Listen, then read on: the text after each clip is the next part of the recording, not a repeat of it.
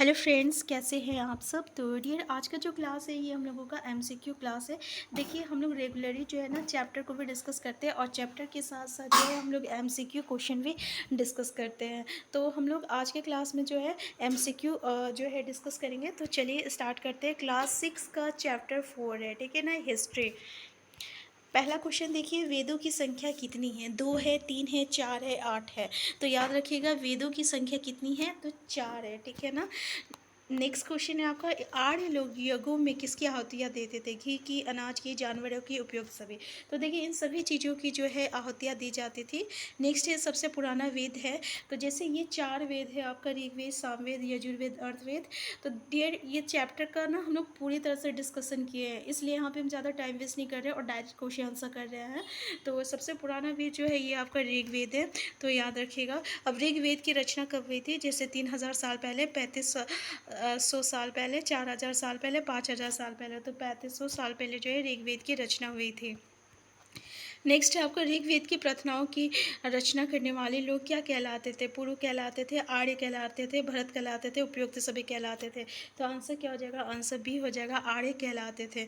Next है आपका, ऋग्वेद में वर्णित प्रार्थनाओं को क्या कहा गया है। दोहे, प्रार्थनाएं, सूक्त और छंद। तो इसको हम लोग क्या कहते हैं, सूक्त कहते हैं।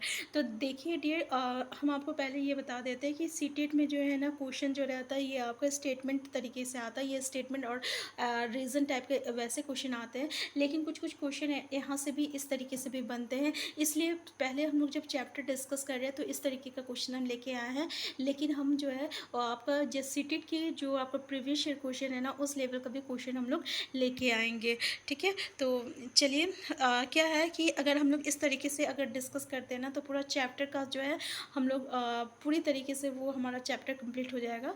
नेक्स्ट है आपका, वैदिक राजा के लिए धार्मिक अनुष्ठान कौन करता है। पुरोहित करता है, ऋषि करता है, संत करता है, उपयुक्त सभी करता है। तो वैदिक राजा के लिए धार्मिक अनुष्ठान जो रहता है ये आपका पुरोहित करता है।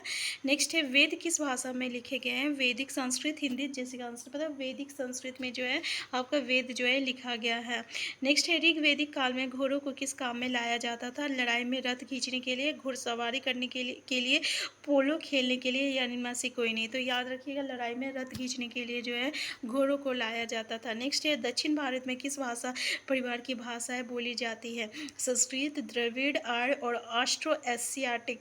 तो याद रखिएगा आपका द्रविड़ भाषा जो है दक्षिण भारत में आपका द्रविड़ भाषा परिवार की भाषाएं जो है बोली जाती है। नेक्स्ट है, तमिल, तेलुगु, कन्नड़ तथा मलयालम किस भाषा परिवार की भाषाएं हैं। भारत यूरोपीय, द्रविड़ और ऑस्ट्रो एशियाटिक या भारोपीय।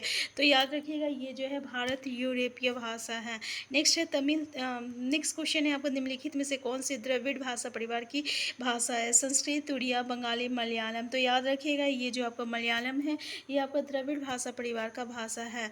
नेक्स्ट है, संस्कृत किस भाषा परिवार का हिस्सा है। भारतीय, यूरोपीय, द्रविड़, ऑस्ट्रो एशियाटिक, इनमें से कोई नहीं। तो याद रखिएगा भारतीय यूरोपीय भाषा परिवार में आपका संस्कृत आता है। नेक्स्ट है, संस्कृत किस भाषा। नेक्स्ट क्वेश्चन है आपका, झारखंड और मध्य भारत के कई हिस्सों में किस भाषा परिवार की भाषाएं बोली जाती है। आर्य, द्रविड़ और संस्कृत और ऑस्ट्रो एशियाटिक। आंसर हो जाएगा आपका, आंसर डी हो जाएगा, ऑस्ट्रो एशियाटिक। नेक्स्ट है, ऋग्वेद में किस ऋषि के सतलुज और व्यास नदियों के साथ वार्तालाप का वर्णन है। विश्वामित्र, द्रोणाचार्य, दधीची और मातंग। तो याद रखिएगा विश्वामित्र के साथ जो है आपका वार्तालाप का वर्णन किया गया है। नेक्स्ट है, चरक की कौन सी पुस्तक लिखी गई है। चरक दर्शन, चरक संहिता, चरकांक, उपयोग सभी। तो याद रखिएगा चरक संहिता, चरक ने जो है चरक संहिता लिखी है। नेक्स्ट है, ऋग्वेद में किन 2 नदियों को देवी रूप में प्रस्तुत किया गया। गंगा, यमुना, सतलुज, व्यास, रावी, चेनाब, झेलम और सिंधु। तो सतलुज और व्यास को जो है याद रखिएगा 2 नदियों की देवी रूप में प्रस्तुत किया गया है। नेक्स्ट है, चरक आज से लगभग कितने साल पहले हुआ है। 35 साल पहले, 2000 साल पहले, 22 साल पहले। तो याद रखिएगा पूरे 2000 साल पहले जो है चरक 2000 साल पहले हुआ है। नेक्स्ट है, ऋग्वेद में किन 2 समूहों का वर्गीकरण काम के आधार पर किया जाता है। पुरोहित और राजा, वैश्य और शूद्र, किसान और पशुपालक, शिल्पकार और चित्रकार।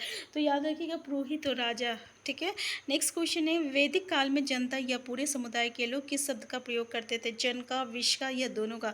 तो याद रखिएगा दोनों का प्रयोग क्या क्या करते थे, जनता या पूरे समुदाय के लिए जन का शब्द का प्रयोग किया जाता था और विश्व शब्द का प्रयोग होता था। चरक थे एक प्रसिद्ध क्या थे, ऋषि थे, वेद थे, राजा थे। तो चरक एक वेद थे, याद रखिएगा, जिसने चरक संहिता की रचना की थी। नेक्स्ट है, महापाषाण कब्र बनाने की प्रथा कब आरंभ हुई थी? 2000 साल पहले, 2500 साल पहले, 3000 साल पहले, 3500 साल पहले? तो याद रखिएगा महापाषाण कब्र बनाने की प्रथा जो है लगभग 3000 साल पहले आरंभ हुई थी। नेक्स्ट है आपका, चरक कौन था? एक महान वेद था, एक महान पुरातत्वविद था, एक महान राजा था, एक महान सेना नायक था। तो चरक जो था एक महान वेद था, याद रखिएगा ये एक महान वेद था। नेक्स्ट क्वेश्चन है, ऋग्वेद काल में जनता या पूरा समुदाय को क्या पुकारा जाता था? दस्यु या दास, जन तथा विष, सूक्त, इनमें से कोई नहीं। तो याद रखिएगा उसको हम लोग जन तथा विष कहते थे। नेक्स्ट क्वेश्चन है, चरक संहिता की रचना किसने की है? कौटिल्य में, चरक ने, जयदेव ने और आपका कल्हान ने। तो याद रखिएगा चरक संहिता की रचना जो है चरक ने किया है। नेक्स्ट, चरक ने मनुष्य के शरीर में कितनी हड्डियों का वर्णन किया है? 206, 360, 500, 600? तो याद रखिएगा 360 जो है हड्डियों का वर्णन किया है चरक ने। ठीक है। नेक्स्ट है, ऋग्वेदिक पुरोहित का क्या कार्य था? यज्ञ तथा अनुष्ठान करवाना, समाज में व्यवस्था स्थापित करना, मृतकों को दफनाना या उपयोग सभी? तो आंसर क्या हो जाएगा? आंसर ए हो जाएगा, यज्ञ तथा अनुष्ठान करवाना। नेक्स्ट है, आधुनिक शरीर रचना में विज्ञान के अनुसार मनुष्य के शरीर में हड्डियों की संख्या कितनी है? तो 2006, 360 और 500 और 600? तो याद रखिएगा 2006 है। और क्या कहते हैं, चरक ने कितना बताया था? तो 360 बताया था। नेक्स्ट है, ऋग्वेद की भाषा क्या है? हिंदी है, प्राक वैदिक संस्कृत है, तमिल है? तो याद रखिएगा क्या है आपका? वैदिक संस्कृत है। नेक्स्ट है आपका, चीन में लेखन कला के सबसे पुराने उदाहरण कब के हैं? 2000 साल पहले, 25 साल पहले, 3000 साल पहले, 3500 साल पहले? तो याद रखिएगा 3500 साल पहले। नेक्स्ट है, निम्न में से कौन ऋग्वेद में वर्णित देवता नहीं है? अग्नि, इंद्र, सोम और मूषक? तो याद रखिएगा मूषक जो है ऋग्वेद में वर्णित देवता नहीं है। बाकी ये इन तीनों देवता को जो है इसका जिक्र की गई है। नेक्स्ट है, ऋग्वेद की कागज पर छपाई करने का कार्य पूरा किया गया 150 वर्ष पहले, 500 वर्ष पहले, 600 वर्ष पहले, 700 वर्ष पहले? तो 150 वर्ष पहले। नेक्स्ट है आपका, ऋग्वेद की कागज पर नेक्स्ट क्वेश्चन है, तमिल, तेलुगु, कन्नड़ और मलयालम किस भाषा परिवार की भाषा है? भारतीय, यूरोपीय, ऑस्ट्रो एशियाटिक, द्रविड़ भाषा? तो ये सब जो है द्रविड़ भाषा परिवार में आता है, तमिल, तेलुगु, कन्नड़ और मलयालम। नेक्स्ट क्वेश्चन है, निम्न में से कौन ऋग्वेद में वर्णित देवता है? गार्गी और इंद्र? तो याद रखिएगा इंद्र जो है ना, ये हम लोग लास्ट क्वेश्चन डिस्कस कर रहे थे। तो इंद्र जो है ना, ये आपका ऋग्वेद में जो है वर्णित देवता है। कौन है? तो इंद्र है। तो ये हम लोग क्लास 6 का चैप्टर 4 का जितने भी MCQ था ना उसको डिस्कस किए हैं। उसका चैप्टर भी जो है हम लोग डिस्कशन करेंगे। ऐसे हम लोग एक बार कर चुके हैं, अगर आप अभी नहीं देखे तो अपने लिस्ट में जाके देख सकते हैं। अब वो आपका पार्ट वाइज दिया हुआ है। ठीक है। तो एक बार हम जो है पूरे चैप्टर को साथ में ही डिस्कस करेंगे। तो चैनल में नए हैं, चैनल को सब्सक्राइब कर लीजिएगा। वीडियो हेल्पफुल होगा तो प्लीज़ लाइक शेयर करना मत भूलिएगा। और अगर आपकी कोई क्वेरीज होगी तो कमेंट बॉक्स में ज़रूर बताइएगा। Thank you.